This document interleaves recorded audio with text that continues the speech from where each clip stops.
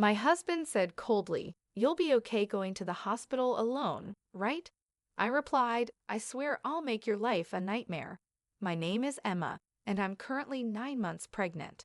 It's my first time experiencing childbirth, so while I'm filled with worry, I'm also incredibly grateful to soon welcome a new life into our family." My husband Jack works in finance and has weekends off, but he rarely offers any support with household chores or shopping. This is mainly because he often goes back to visit his parents every weekend. Jack has a close bond with his family, and since their home is nearby, he ends up spending almost every weekend there without a specific reason. Since I became pregnant, I've been careful about lifting heavy things for my daily routine, especially when buying items like bags of flour, and understanding friends often help out. My day usually starts early, making breakfast for Jack before seeing him off to work. After that, I clean up the house, do the laundry, and go out shopping if needed. Once I'm back, I start preparing dinner. Only after completing these tasks do I get some time to rest. After taking leave from work, I took up blogging. Every day, I write a journal, adding pictures of things like meals, blue skies, and flowers blooming in the garden. Many friends leave comments, and this small joy has become a daily ritual for me. One evening, as I was preparing dinner, my husband returned home as usual. He tossed his bag and jacket on the sofa carelessly, and I picked them up, hanging them on the coat rack. "Welcome back, Jack. I made spaghetti for dinner." "I'm taking a shower," he said flatly and headed straight to the bathroom. It's been 3 years since we got married, and I've rarely seen any kindness or consideration from him. Sometimes I wonder if this is what marriage is supposed to be like, but I've come to accept it. When Jack returned in his pajamas, I handed him a glass of juice. "Where's the beer?" he asked, glancing at the bar. "Oh, sorry, I forgot to buy it today. I'll get some tomorrow." "Seriously, go to the store now." His tone changed instantly, and anger was evident in his voice. I was annoyed. Why was he asking his pregnant wife to do this? If you want it so badly, why don't you go get it yourself? It's hard for me to move around with this big belly. At that, he grew angrier and started yelling. "You're the one who forgot to buy it. Just because you're pregnant doesn't mean you get special treatment." My mother always said it's important to keep active during pregnancy. Knowing he doesn't calm down easily when mad, I reluctantly decided to go to the store. When I arrived, I ran into Hannah, a neighbor. "Oh, Hannah, good evening." "Evening, Emma. Forgot to buy something." "Yeah, I ran out of sauce." Hannah's cheerful voice lifted my spirits a bit.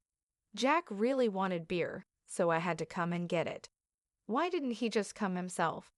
That's what I said, but it didn't get through to him. "Sounds like you're having a rough time, Emma." After walking together for a while, Hannah and I parted ways at the corner.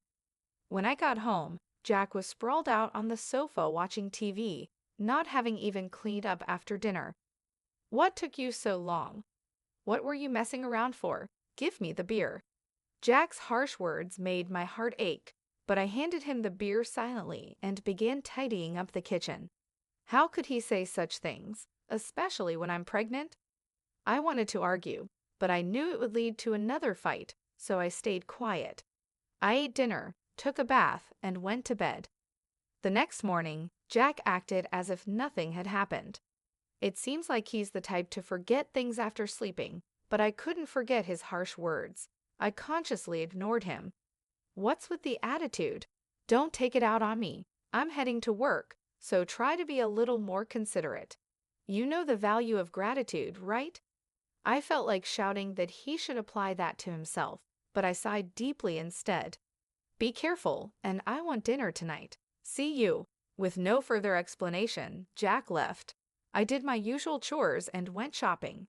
Since Jack said he wouldn't be home for dinner, I made a light meal for myself. But just as I was about to eat, I heard Jack's unexpected return. I rushed to the entrance. "I'm back, but you said you wouldn't need dinner." "Yeah, but plans changed. I'm hungry. Do you have food? I only made enough for me today." Jack's face twisted with anger. Didn't you even think I might come back? This is unbelievable." He went to the dining table, saw the meal, and his expression darkened. "What's this supposed to be? I wonder if you're even doing your duties as a wife. Don't waste the money I work for." I quickly prepared something for him, trying to keep him from getting angrier. "Maybe you should take some cooking lessons from my mom. Your cooking's lacking." Again, with the comparisons to his mother. Doesn't he realize how hurtful those words are? "I can't eat this. Go get something." My heart sank even more. "I'm already ready for bed. Can't you go?" "Forget it. First, you forgot the beer. Then you don't make dinner. It's frustrating. I'm going to my parents' place." He stormed out, and alone in the house, I felt a strange sense of relief. The next morning, I got a call from his mother, who scolded me for not serving Jack properly. She called it moral harassment. I explained, but she didn't listen, so I apologized. After the call, my mood sank. Since Jack wasn't home, I decided to have a late brunch. But I knew Jack would return, and my anxiety grew. I decided to make a special dinner, shopping with care and even adding his favorite beer to the cart. I shortened my blog time to cook. The table was set beautifully, like for a special occasion. With this, he should be satisfied. I waited, but he didn't show. I tried calling, but no answer. An hour passed, then 2. Finally, he came back, drunk. "I'm home." Rushing to the entrance, I found Jack on the floor. "What happened? Are you okay?" "Too loud." "Go away," he spat out. I tried to help, but he shoved me off. "Don't touch me. How ugly. To think you're my wife." Those words cut deep. Did he not see me as family anymore? Tears filled my eyes. All my effort for nothing. I ate alone, drowning in loneliness. The next morning, Jack acted like nothing was wrong. "My head hurts. Why did you leave me on the floor? You lay there yourself. It's not my fault." "Aren't you my wife? Take care of me." Why does he always blame me?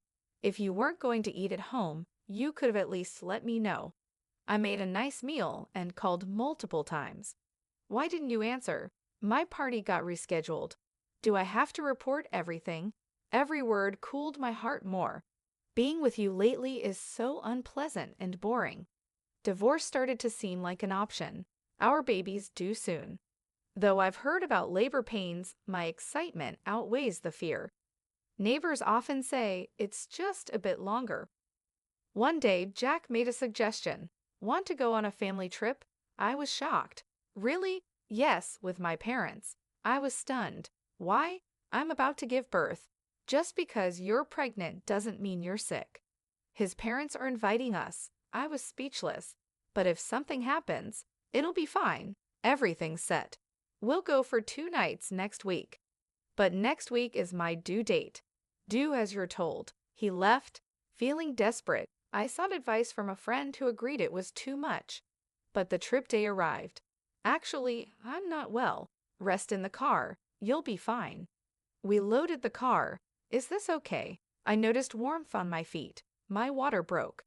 "Jack, I think my water broke. Take me to the hospital." Jack's eyes widened. "You serious?" "Yes, now."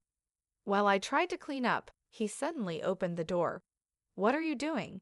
"Get out. You'll mess up the car." Shocked, I pleaded, but he slapped me and dragged me out. "I can't believe this. We were going on a trip." "Go to the hospital alone." He drove off, leaving me. Feeling overwhelmed, I dialed for an ambulance when Hannah approached. "Emma, are you okay?" Seeing my state, she arranged a special taxi, comforting me. Grateful, tears streamed down my face. I arrived safely, thanks to her help.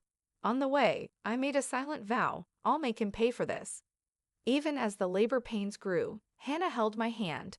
She called my parents, who soon arrived, deeply worried. "There's something I want to discuss," Hannah whispered, and they left the room. My pain intensified, and my phone vibrated. "Who is it?" My parents answered, frowning. "It's Jack." I took the call. "Help me." But I couldn't talk and hung up. Despite my parents turning off my phone, he kept messaging. After some time, I finally heard my baby's cry. Exhausted, I saw my parents and Hannah smiling warmly before I closed my eyes to rest. When I woke up, my parents were beside me. "Are you okay?" my mother asked. Still feeling tired, I noticed Hannah was gone. Responding to my look, my mother said she left earlier. Grateful, I promised to thank her after being discharged. Checking my phone, I saw countless missed calls from Jack. But I felt no hope. One friend visited, and I shared what happened. Shocked, she said, "He deserves to be punished." Later, my parents asked, "What's your plan?" I told them I was considering divorce. They supported me. After discharge, I stayed at my parents' home. Jack visited, but the hospital staff didn't let him in. The next day, Hannah came, holding a fruit basket. "You seem better, but don't overdo it," she said. "Thank you for everything." I expressed my gratitude. Hannah laughed. "What matters is you and the baby are healthy." I bowed deeply. "I'll visit soon to thank you." Hannah chuckled. "My husband's furious. I'm sorry for dragging you into this mess," I said. "Don't worry, you owe me," she teased. I realized Hannah's true nature. She was the wife of Jack's company's CEO. Jack never knew. Hannah had suggested talking to her husband, but I declined, not wanting to trouble her. But this incident pushed her to act. I was overwhelmed by her support. Jack kept messaging, but I ignored him. Thinking of divorce, I felt clear-headed. Preparing to leave, a friend showed me a viral video. It was of Jack yelling at me in the car. His details, even his company, were exposed. Now he's under heavy criticism online. Jack made excuses like, "I had a travel commitment." His parents, too, faced backlash. My phone rang. It was my mother-in-law. "Answer and tell her off," my friend urged, but I didn't have the energy. Calls from Jack, his father, and mother filled my log. Even hospital staff noticed and supported me. As my discharge approached, I worried they might be outside. "Don't worry," my parents reassured. Yet I still felt uneasy for my baby's safety. But that worry vanished when men in black suits surrounded me. One opened the car door gently. "Don't worry, we're here on her request." My parents smiled. "See? Nothing to worry about." I got in the car smoothly, Jack and his parents helpless against the bodyguards. I felt immense gratitude for Hannah. My parents agreed, saying, "We must repay her kindness." I started a new chapter, but Jack and his family kept contacting us. I mailed the divorce papers, but they didn't respond. One day, my in-laws called. My father answered, and they arrogantly said, "She's family, so she shouldn't complain." My father retorted, and they hung up. We decided to consult a lawyer, and he agreed to help. When he contacted Jack, my husband was initially defiant, but soon caved. "We'll handle it ourselves." The lawyer calmly replied, "This is on Emma's request." Jack fell silent. Mention of court made him panic. "I don't care about the kid. No need for support." My lawyer explained the legalities, but Jack refused to understand. "We'll see you in court," he said. His parents panicked and agreed. Shocked, I realized how foolish I'd been to marry him. Hannah laughed. "How about garnishing his retirement?" Overwhelmed by her insight, I got a call from my lawyer. Jack wanted to apologize in person. We agreed to a call with the lawyer present. "Apologize and I'll forgive you," he demanded. "The house is a mess. All your fault." Calmly, I said, "Just so you know, this is recorded." "Wait, I was joking. Let's start over." I hung up. Handing the recording to the lawyer, I asked, "Can this be used?" He sighed. "He's incorrigible." My parents agreed. At some point, I realized I was enjoying this. Divorce wrapped up quickly. Child support and property were settled. Thanks to Hannah's husband, Jack was fired. Unable to pay his loans, he returned home, struggling with part-time jobs. His parents faced rumors and lived in unease. Surprisingly, social backlash seemed harsher than legal punishment. With matters settled, my baby and I visited Hannah's home. She and her husband doted on my baby, making us feel welcomed. Our families became close. Hannah's son was my age, and our relationship unexpectedly blossomed. A few years later, I realized I might actually become part of Hannah's family after all. Life truly is unpredictable. My child, my new life with the support of Hannah's family gave me a renewed sense of purpose. Watching my child grow up in a healthy, loving environment filled me with hope and joy. As life took unexpected turns, I realized that sometimes endings are just new beginnings in disguise. It wasn't just about escaping an abusive relationship. It was about rediscovering myself, finding my inner strength, and creating a life filled with love, laughter, and lasting happiness. Truly, life is unpredictable.